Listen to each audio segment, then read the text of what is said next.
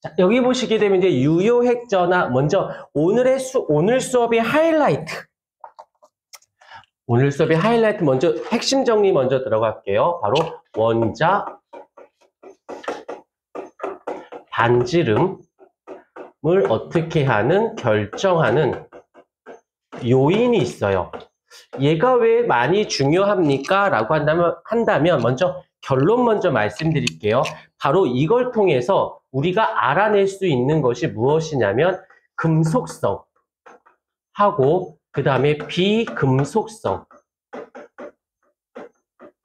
여기서 성이라는 것은 반응성을 따지면서 무엇이 되어지냐면 이것의 대소, 비교, 즉 반응성을 알아낼 수가 있게 돼요. 다시 말하면 반응을 잘하니 못하니, 문제를 보게 되면 값을 묻는 경우는 거의 출현되어 있지 않고 누가 더 잘하니 누가 더 못하니 얘는 어떻게 하니, 그러니까 값보다는 대소비교적인 부분을 묻게 되는데 그게 바로 원자 반지름 결정 요인이라고 하는 것으로 접근할 수가 있게 되고요. 이걸 통해서, 얘를 통해서 영역이 어디까지 가냐면 지금 2단원을 배우고 있는데 3단원과 4단원까지도 이 금속성, 특히 이제 비금속성보단 금속성이 훨씬 더 많이 나오는데 이 내용이 4단원까지 계속 이어서 나와요. 그래서 학교 내시는 이제 범위가 정해져 있기 때문에 얘가 티나는 정도가 그렇게 높지가 않은데 나중에 이제 수능형 스타일로 넘어갔을 때, 수능형 스타일로 갔을 때는 얘가 그때 분석해보니까 14문제 정도, 20문제 중에서 14문제 정도가 직간접적으로 다 들어있어요. 왜냐면 1단원, 2단원, 3단원, 4단원을 총 20문제를 내려면 한 단원당 5문제씩 되어져 있거든. 거기에서 2단원, 3단원, 4단원에는 직간접적으로 얘가 다 들어있다고 생각하시면 돼요. 그래서 이게 좋은 게 보기 중에 기억, 니은, 디귿 중에서 하나만 내가 싹 쏘바내는 뭐야? 혀가 짧아도 그래. 자꾸 너희들 나 비웃으면 기도한다. 나 같은 신랑 얻으라고. 그래, 뭐 웃기긴 하겠지.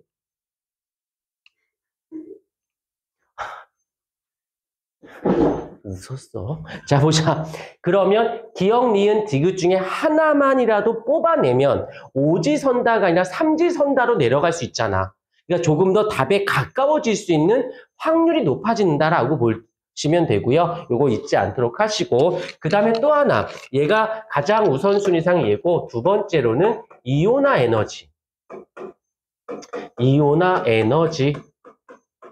라고 하는 개념. 그 다음에 여기서 또 하나 나오는 것이 세 번째로는 주기성에 관련된 부분.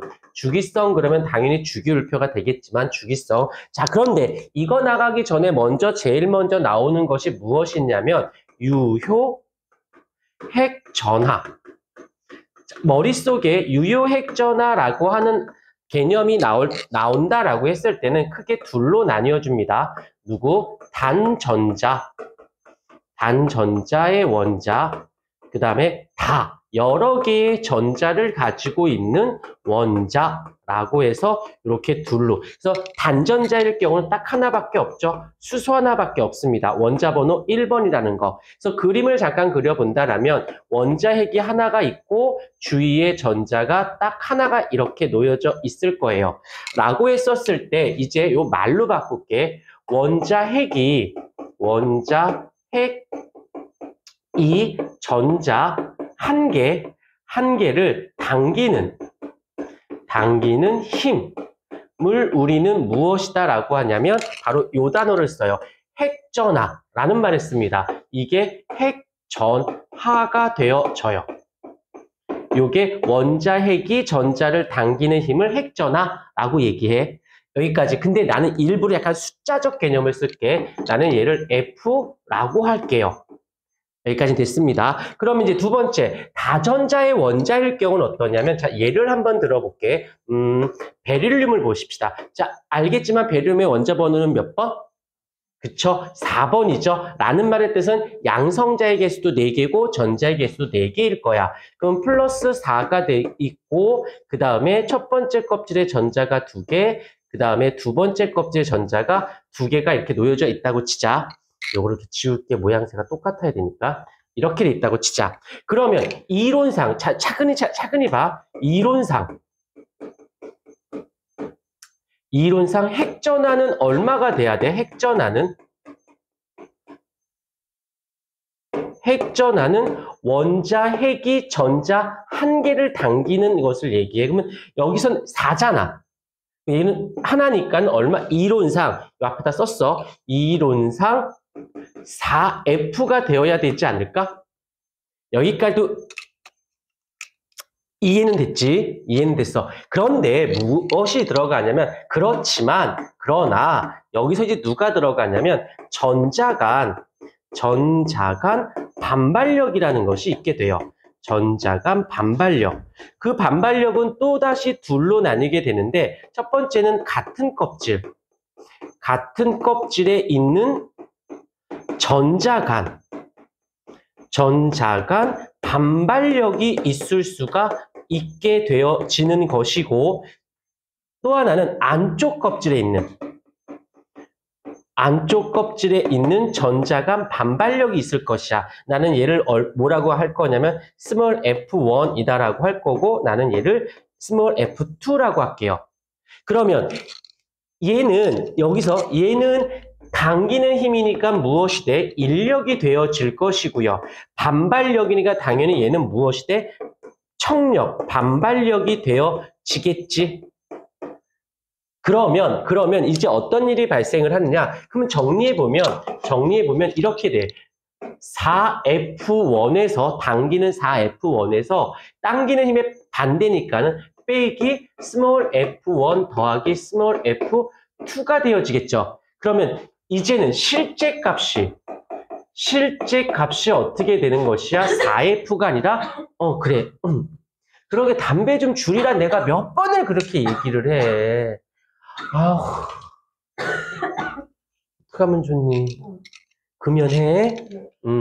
그걸 또 내라고 대답한다. 자, 실제 값은 어떻게 돼? 4F보다 좀 작게 측정되겠지. 얼마인지는 정확히 모르겠으나. 그래서 이것을 뭐라고 부른다? 얘를 우리는 다시 앞으로 와서 실제로 갖는 핵전하 값에서 얘를 뭐라고 불러? 유효 핵전하라는 말을 쓰게 되어지는 겁니다. 여기서 어떤 건 단순히 막 외우려고 하지 말고, 핵이 전자를 당기는데 단전자, 수소일 경우에 값에 비해서 여러 개를 가지고 있으면 그만큼 원자 번호가 늘어난 만큼 핵전하가 커져야 되는데, 그렇지 못하고 요 아이들, 뭐 아이들은 아니지만 얘네들도 아니지만 이 전자가 혼잣말이야. 이마 봐. 저 이마 어떡하지? 자, 전자 간 반발력에 의해서 이 핵전하 값을 상쇄시키는, 요걸 뭐라고 부르냐면 한 단어로 줄였어요. 뭐라고? 가려막기 효과라고 하기로 하였대요. 반발력을. 그래서 유효 핵전하는 이렇게 정리할 수 있어요. 어떻게? 핵전하에다가 빼기